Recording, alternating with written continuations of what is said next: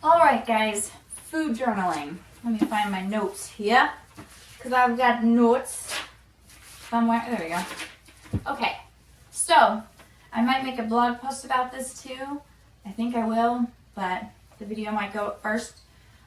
So why I keep a food journal.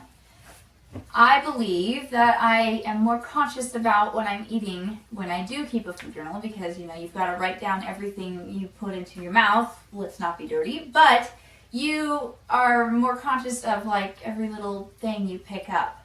So, for example, you have a bucket of peanuts or something and you're just sitting around talking and you pick up a peanut and you eat it and you don't even think anything of it. And when you recall for the day what you ate, you might forget all about that peanut or 20 peanuts, whatever. It's not like a bad thing, it's just you don't know you're doing it. It's mindless. You're just eating things, and that's how I do. I just nitpick and eat little stuff all the time. So I'm more conscious about everything I'm eating because I have to record it. It also encourages me to eat healthier because, I feel more proud to write down the good stuff in my journal than the bad stuff, obviously. So when I do go to reach for something I probably shouldn't be eating, I think twice because I'm like, do I want to really feel bad and have to write down that I ate like this, what have you. So, and then it's good for noticing habits. When you eat the most, when you crave certain things, certain junk foods, when you do eat junk foods, what you're doing when you're eating. So anyways, it's good for noticing habits, and then you can address those things. You can't address things unless you're quite fully aware of what they are. Also, knowledge is power in that way. And let's see. Oh, and it's also a good way to keep track of the good, like tasting good foods. So, eating healthy tastes good. For most of us, we can agree. But every now and then, with the recipes, or if you're making juice, I just put stuff in. Some of the time, I'm not even following a recipe half the time, or I look at a recipe and consider it and then do my own thing. But when they turn out really good, you want to record those. I record them either way, and I write, oh, this juice tasted amazing, this was okay, this really wasn't that great, or this was, It wasn't horrible, but I wouldn't enjoy drinking a huge glass of it. So also, if I am doing a recipe, I will record their recipes down, or cut them out, print them, or what have you, and put them in my journal.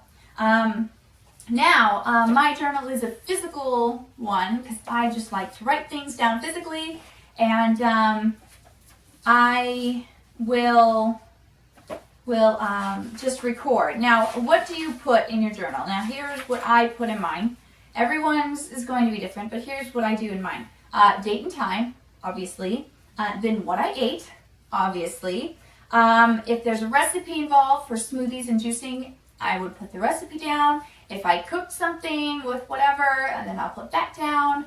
I like to, gotta write what you ate, and I like to write the recipes so I can, remember if they worked or not. Another thing on what you ate. I like to record ounces when I'm making juices and smoothies.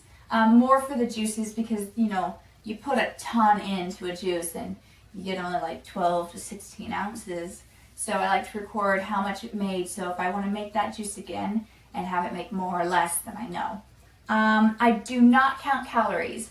Now, that's because I'm more focused on eating clean than I am about how much I'm eating.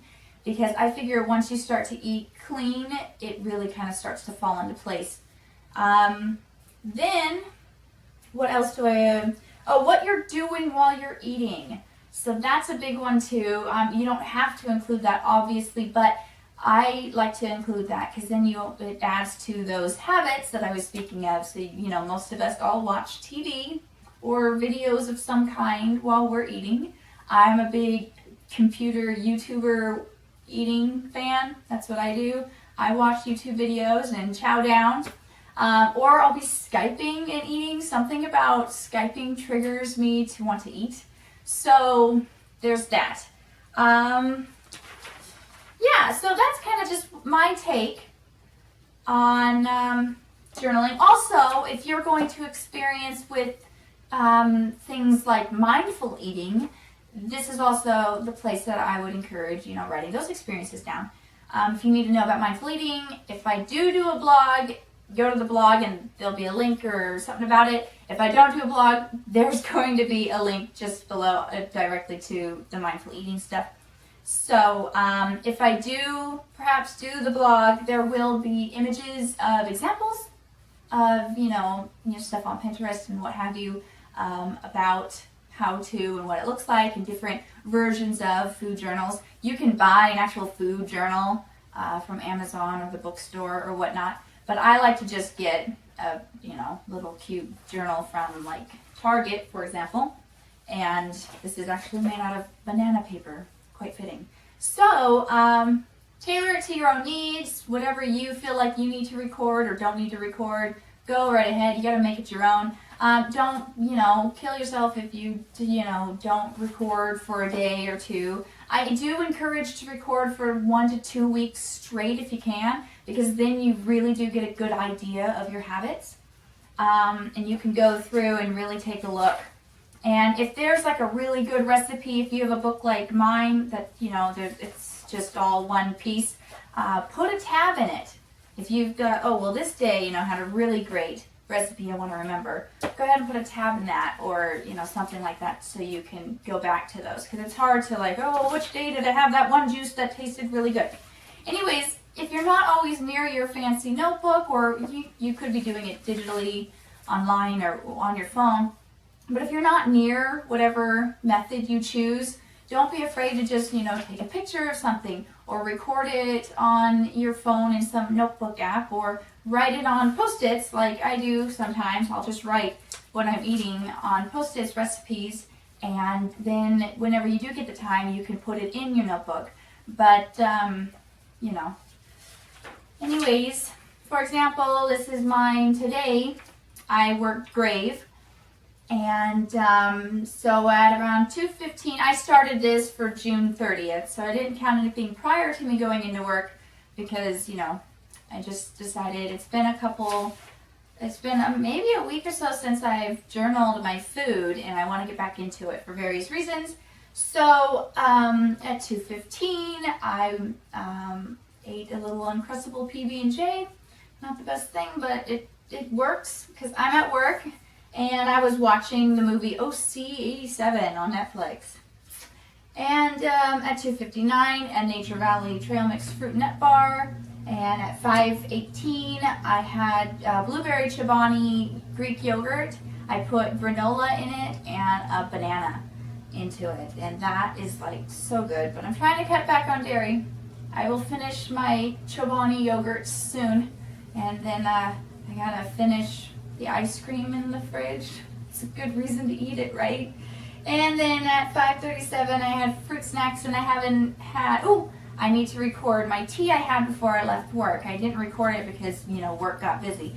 But I did have a cup of black tea from Tazo, the Awake Breakfast one or whatever. So I'm going to record that. And that was just after 6, I remember, before I left at 7. And so that's where I'm at right now. I'm going to go make some juices, though, and I'm really excited. And maybe some smoothies, because we've got some mangoes to use. But I really encourage food journaling. And like I said, you don't have to beat yourself up if you miss one, but I encourage you to keep it at least a good week or two, and then you can make some observations from it. And then keep at it every time you make a juice or a smoothie, if that's something you're into, or, you don't have to make it super ritualistic, but I would keep one handy for when you do want to record it. So that's my take on food journaling. I'd love to see yours, so respond if you have your own take on food journaling, and I will see you later. Bye!